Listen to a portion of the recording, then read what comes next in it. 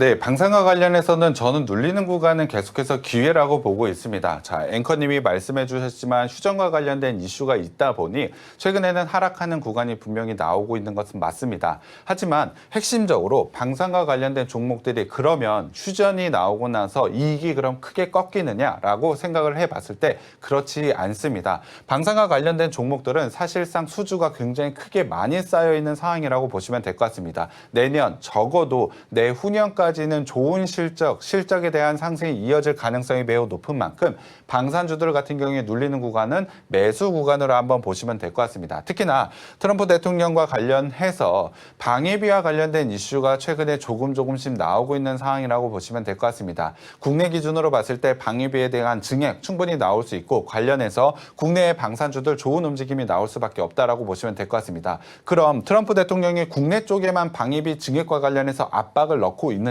아니죠. 최근에는 유럽이라든지 여러 나라의 방위비를 증액하라고 압박을 넣고 있는 상황이라고 보시면 될 것 같습니다. 휴전과 관련된 이슈 사실상 걷어내고 볼 필요가 있고 실제로 방산과 관련된 종목들이 수주건이 늘어날 것이냐 실적이 늘어날 것인가를 봐야 될 것 같은데 지금의 상황이라면 방위비 증액과 함께 방산과 관련된 종목들은 실적 상승이 나올 가능성이 매우 높습니다. 그렇다고 한다면 눌리는 구간은 당연히 매수 기회라고 봐야 되겠죠. 그래서 관련해서 눌리는 구간이 나왔을 때마다 매수 전략으로 저는 제시를 해드렸습니다. 대표적으로 하나 에어로스페이스 11월 18일 11월 달 상당히 어려운 구간 속에서 방산과 관련된 종목들 하락 구간이 나왔었는데 저는 지금의 구간에서 매수 전략을 좀 제시를 해드렸습니다. 물론 제가 제시해드렸던 자리에서 추가적인 하락 구간이 좀 나온 것은 사실입니다. 하지만 빠르게 반등 자리를 만들어내면서 제가 제시해드렸던 자리 위까지 올라왔죠. 추가적인 상승 충분히 저는 나올 수 있다라고 보고 있습니다. 말씀드린 대로 휴전과 관련된 이슈로 하락하는 건 저는 오히려 기회라고 보고 있습니다.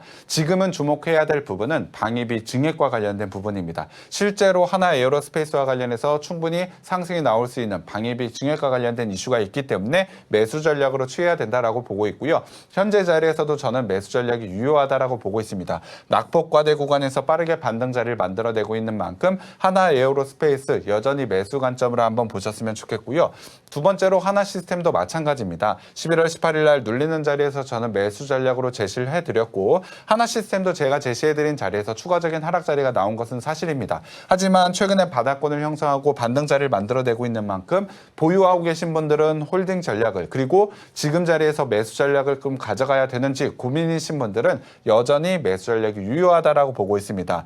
빠르게 반등 자리를 만들어낼 수 있는 여건 저는 충분히 나올 수 있다라고 보고 있고요. 하나 시스템도 매수 전략으로 좀 가져가 보셨으면 좋겠습니다. 자, 마지막으로는 현대로템 한번 봐야 될 것 같은데요.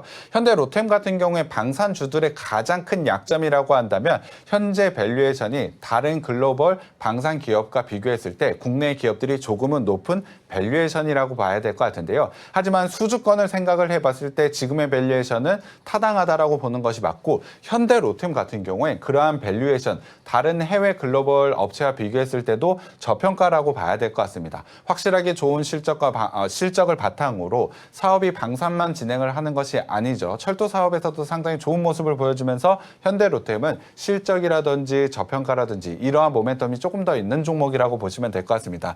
현대로템도 마찬가지로 최근에 구간에서 상승 자리 만들어내고 있는데 추가적인 상승 충분히 열어두고 대응할 필요가 있다라고 보고 있습니다. 자, 방산과 관련해서 바닥권에서 상승이 나오고 있습니다. 여전히 추가적인 상승 자리 열어두고 대응을 해야 된다라고 보고 있고요. 현재 가격에서도 저는 매수 전략이 유효하다라고 보고 있습니다. 물론 단기간에 상승 자리가 추가적으로 이어진다라고 한다면 정확한 시점에서 들고 계속해서 홀딩하기보다는 어느 시점에서는 수익을 확보하고 재매수에 대한 시점 잡아보는 게 굉장히 중요하겠죠. 하단 참고하셔서 오픈 채팅방 들어와 계시면 방산과 관련된 제가 제시해드린 3개 종목뿐만이 아니고 방산과 관련된 종목으로 제가 수익 한번 만들어 드리도록 하겠습니다. 자, 오늘 목표가를 달성했던 비추로셀도 방산과 관련된 종목이라고 보시면 될 것 같습니다. 개별적인 종목과 함께 오늘 제가 제시해드린 3개의 종목 추가적인 전략들 하단 참고하셔서 오픈 채팅방 들어와 계시면 이 부분 추가적인 업데이트 해드릴 테니까 방산과 관련된 종목 매수 관점 한번 보시고 3개의 종목 매수 한번 진입해 보시고 좋은 수익 한번 만들어 보셨으면 좋겠습니다.